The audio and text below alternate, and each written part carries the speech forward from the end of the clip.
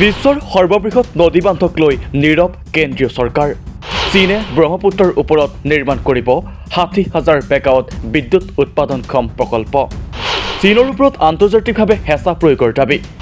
কেন্দ্ৰীয় চৰকাৰৰ ওচৰত মাত মাতিবলৈ ৰাজ্য চৰকাৰক দাবী। প্ৰধানমন্ত্ৰীক চীনৰ ওচৰত শংকিত নহৈ অসমৰ স্বাৰ্থ ৰক্ষা কৰিবলৈ দাবী কংগ্ৰেছৰ।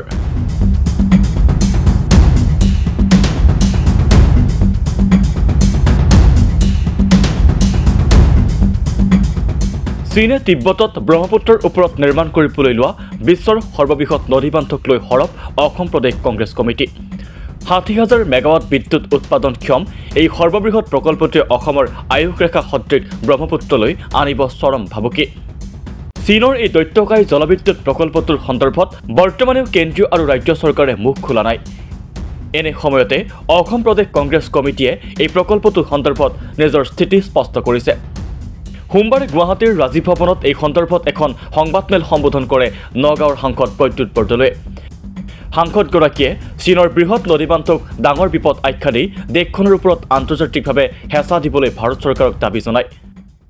মই এই উদাহৰণবিলাক এইকাৰণে দিছো যে চীন দেশে আমাৰ ওপৰত বিশেষকৈ আমি যদি তেওঁলোকক যদি বাধ্য নকৰোঁ, মই প্ৰথমতেই হয়তো অলপ মই নাটকীয়ভাৱে কৈছিলো যে আপোনালোকে কল্পনা কৰক অসমীয়া জাতিটো ব্ৰহ্মপুত্ৰ বুঢ়ালুইত নাথাকিলে জানো অসমীয়া জাতিটো থাকিব।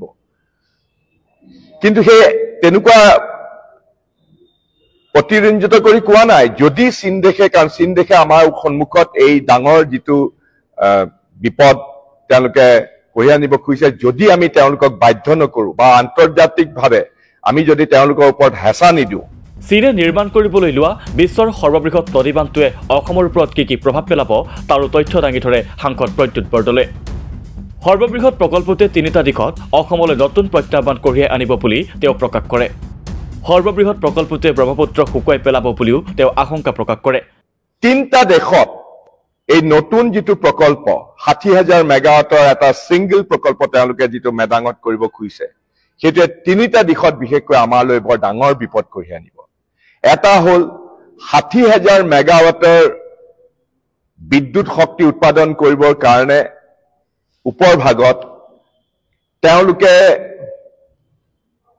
কিজানি ৩খন গুৱাহাটীৰ ভৌগোলিক পৰিসৰ লগ লগাই পেলাই এটা ৱাটাৰ ৰিজাৰ্ভাৰ সাজিব লাগিব ওপৰত।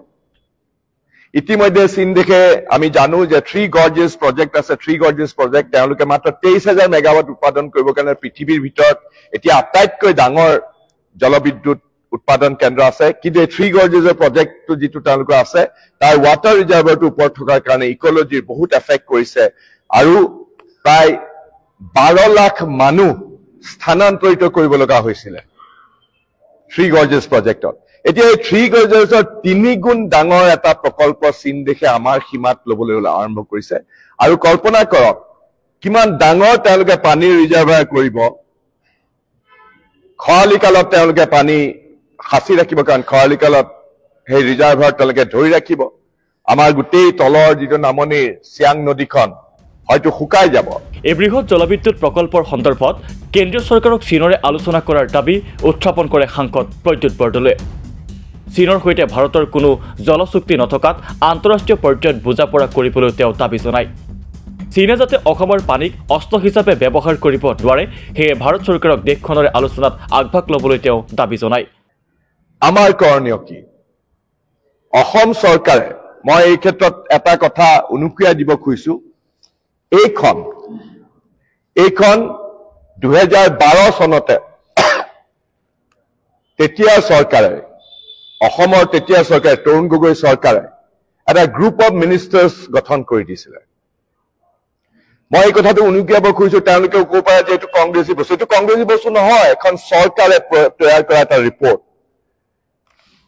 এই ৰিপৰ্টটো ১৮ এপ্ৰিল ২০১২ত চৰকাৰৰ ওচৰত দিয়া হৈছিলে গ্ৰুপ অফ মিনিষ্টাৰ। এইটো চৰকাৰী ৰিপৰ্ট আৰু ইয়াত পুংখানুপুংখভাৱে সকলো কথা কোৱা হৈছিলে। আৰু তেতিয়াই কোৱা হৈছিলে যে চীন দেশৰ লগত ভৱিষ্যতে এনেকুৱা ধৰণৰ কাম কৰিলে চীন দেশৰ লগত আন্তঃৰাষ্ট্ৰীয় পৰ্যায়ত বুজাপৰাই হওক বা চীন দেশক বাধ্য কৰাই হওক যে আমাৰ পানীৰ ওপৰত অধিকাৰ আছে আৰু এই পানী কোনো ক্ষেত্ৰতে যাতে আমাৰ ওপৰত যাতে এই পানীক তেওঁলোকে ৱেপনাইজ কৰিব নোৱাৰে তাৰ বাবে কি কৰা উচিত আৰু এই ৰিপৰ্টতে তেতিয়াৰ চৰকাৰে কৈছিলে যে Brahmaputra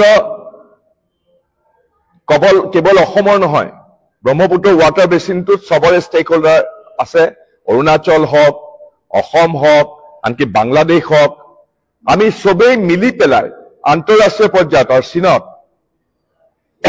Brahmaputra valley water basin authority বা এনেকুৱা ধৰণৰ এটা কৰিব লাগিব আৰু কেন্দ্ৰীয় চৰকাৰে এইটো আগভাগ ল'ব লাগিব যাতে সকলো ইনফৰমেশ্যন যাতে কোঅৰ্ডিনেশ্যন যাতে সমন্বয় সাধন হয় সংবাদমেলত সাংসদগৰাকীয়ে অসমৰ ভৱিষ্যত সুৰক্ষিত কৰিবৰ বাবে অসম চৰকাৰক কেন্দ্ৰীয় চৰকাৰৰ ওচৰত মাত মাতিবলৈ দাবী উত্থাপন কৰে এই ক্ষেত্ৰত দিল্লীক বাধ্য কৰিবলৈও তেওঁ ৰাজ্য চৰকাৰক দাবী জনায় প্ৰধানমন্ত্ৰী নৰেন্দ্ৰ মোদীক চীনৰ ওচৰত শংকিত নহয় অসমৰ স্বাৰ্থ ৰক্ষা কৰিবলৈ দাবী জনায় সাংসদ প্ৰদ্যুৎ বৰদলৈয়ে আমাৰ ভৱিষ্যত ৰক্ষা কৰিবৰ বাবে মই কংগ্ৰেছ দলৰ ফালৰ পৰা অসম চৰকাৰক কেৱল মোদী ডাঙৰীয়াক পদলেহন কৰি পেলাই মোদী ডাঙৰীয়াক সন্তুষ্ট কৰি ৰাখি পেলাই কোনো মুখেৰে মাত নামাতি অসমৰ স্বাৰ্থত উত্তৰ পূৰ্বাঞ্চলৰ স্বাৰ্থত তেওঁলোকে যাতে মাত মাতিবলৈ যাতে চেষ্টা কৰে আৰু আমাৰ ভৱিষ্যত সুৰক্ষিত কৰিবৰ বাবে দিল্লীৰ বিজেপি চৰকাৰক তেওঁলোকে বাধ্য কৰাব লাগে আৰু দিল্লীৰ বিজেপি চৰকাৰেও মোদী ডাঙৰীয়ায়ো তেওঁৰ ভয় তেওঁৰ চীনৰ প্ৰতি থকা তেওঁৰ যিটো শংকা এইবিলাক আঁতৰাই আমাৰ উত্তৰ পূৰ্বাঞ্চলৰ আমাৰ অসমৰ স্বাৰ্থ সুৰক্ষিত কৰিবৰ বাবে আমি কংগ্ৰেছ দলৰ পৰা দাবী জনাইছো